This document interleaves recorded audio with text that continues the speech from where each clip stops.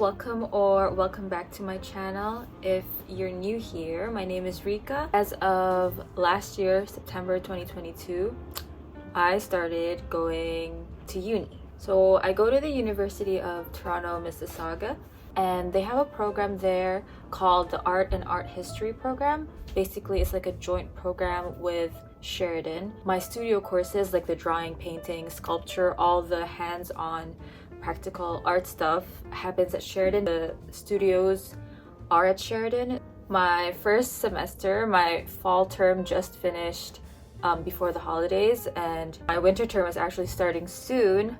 But before that, I just wanted to show all the artwork that I've made in the 3 or 4 months that I was in class. So my first 2 classes were drawing 1 and painting 1. Basically, they're like the intro, the first year courses for drawing and painting. I don't know if I have all of my artworks here because it's just a mess. But I decided I just wanted to show you some of the things that I have created, and if any of you also want to go to art school or take art courses or do a major that has art in it, then you guys kind of have a better idea of what to expect. For me, at least, for the courses that I'm taking, the classes are 3 hours long for Sheridan. These are just the art courses. The classes are 3 hours long and they happen twice a week.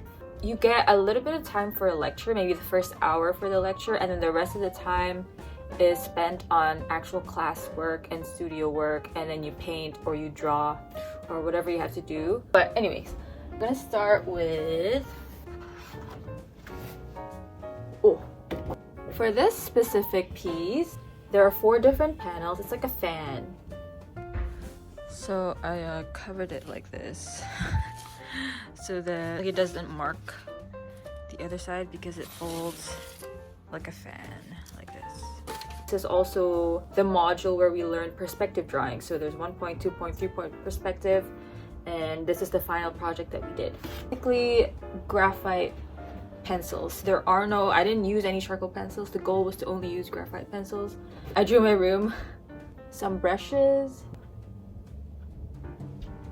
and then some buildings outside.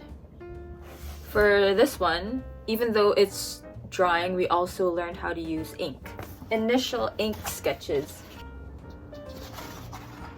And as you can tell, we actually have a lot of creative freedom, so we get to decide what we want to draw as long as there's a specific theme or a concept or like a class concept that we had to apply. And then we had to make a giant piece, which is right behind me, out of ink. This. It's hard to get on camera, but it's a little bit messy towards the end, so I'm not super satisfied with it, but that's okay. It's also the first time I learned how to use ink, so I do like these classes because you get to try different mediums and see how they feel and have someone there who actually knows how to use it teach you how to use it. Okay, this one's exciting. For this one, we used, it's like chalk pastels, and there was a limited color palette that we had to use. Actually, this took a really long time to do because there were 4 different big drawings that we had to do. One of which is this. So my theme was roses or nature. Oh, by the way, all of these, like these are my lips. Self-portraits. This is the second one. This is my eye. I don't know if it looks like my eye, but so the theme is still present and I'm using the same color palette. Ooh, these are big. So this is supposed to be me.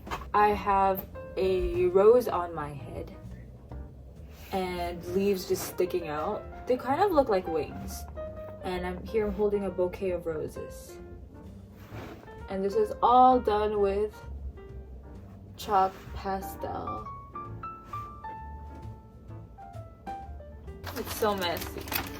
This one. This is me, kind of in a sitting position with my arms over my legs, my knees. I'm sitting on the ground.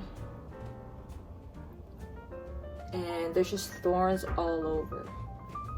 Okay, So that's it for drawing. Now we're gonna move on to painting. So this was actually the first one that we did. This is just a balloon in front of a bag, and then we had a blue backdrop and a yellow platform. This is just to show the reflection of this on the balloon and the balloon on the bag. So basically learning how to do paint reflections and how the colors mix. So even though the only colors present are black, red, blue, and yellow, because of the lighting, because of the transparency of the balloon, then there's so many other colors that start to come up, like green. This is where we learn how to distinguish warm colors from cool colors. One thing I learned actually that I didn't know before was that if you have warm lighting on an object, then obviously the side where the lighting is going to be warm, but the shadow is going to be cool. And the same is true for the opposite, where if your lighting is cool, such as I think daylight is a little bit cool sometimes, or if you have a white light, then the shadow will actually turn out to be warm. I didn't know that. This is crazy. Like, I brought home all of our practice sketches as well. So like, look, these are just rough sketches that are just laying around here at home now. But I still chose to keep them. I think they could be helpful. Just the basic sphere drawing. I really like this. Ta-da! Now you think this would be easy to draw or paint, but it's not, because look at the reflections that we had to include. And then we also had to include this purple light that was also present, so some parts are looking purple. And then there's a warm lighting present as well, so we had some of them are actually orange, and we had to accurately get these colors. And this one was hard for me because we had to make it look transparent as well, and there's water in it and it just makes it a lot harder. They just put this chair in the middle of the room and said paint it, so we painted it. The first exercise for abstract was this. It's a 6-panel painting where we had a bunch of random objects in the middle of the room, and then we had to make our own abstract painting, and this is what I came up with. Yeah, so I had a lot of fun because the beginning was just putting a bunch of paint on paper, as much texture as you probably could add. We also had a bunch of tools to make these little patterns over here. And then I just got to draw whatever shapes, and like I drew a plant, anything you wanted. Draw a bunch of lines up here. Yeah, it looks pretty abstract. This one was one of our big projects because this one we had to take home, and then we had a couple of weeks to finish it on our own. We didn't really work on it in class. Also, actually, we learned how to make our own stretch canvas. We made these ourselves in the wood shop. This is our living room at home, but the difference is that I chose, there's only about 3 main colors in here. We could not use black. They made us sit in the middle of the room and get someone else to take a picture of us, and we had to paint that picture of us. Basically, we were our own models. It was fun, actually. I don't know how I feel about this, but yeah, it's hard because it's kind of awkward to like paint yourself because you don't really know if it looks like you or not. Second last thing I'm going to show. We basically went into the hallway and we took a picture of just like our classmates like entering basically with different positions and different poses, facial expressions and stuff like that. Like this guy is looking at the back, everyone else is looking forward, and they're also different distances, so we had to work on proportion as well. Last, this one's the biggest one yet again. Figure with a collage. So we got to do the process that I've never done before called photo transferring with Rollex.